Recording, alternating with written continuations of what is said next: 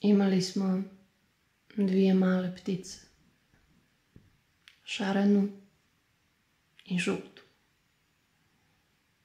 Pjevale su u kavezu od žice svoju pjesmu, skakutale s jednog obruča na drugi često, znajući svoje mjesto. Plašile su se dodira, čak i kad samo ubacim ruku da im dodam hranu, znala sam imati ranu na prstu kad bi ih noktom po kavezu svirala i provocirala malu ptičju vrstu.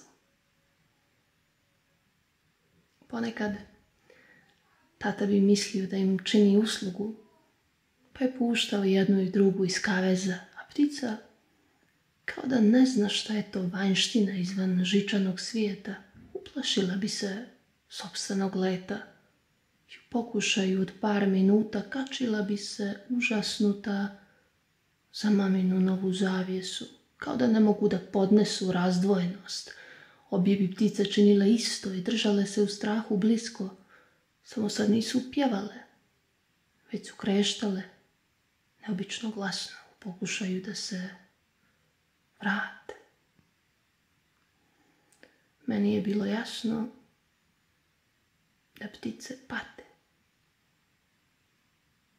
Tata ih je uzimao u šake i vraćao u kuću od žice. One bi lake počele da skakuću na obruče i prestajale bi da se muče. Bilo je sasvim izvjesno, ptice su voljele kad im je tijesno.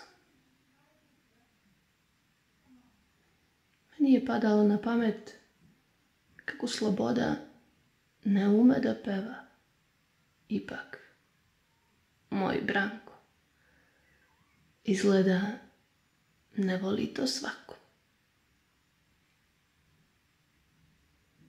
Kasnije je šarena ptica ubila žutu, a onda danima tugovala. Jedno jutro našli smo je crknutu. Nije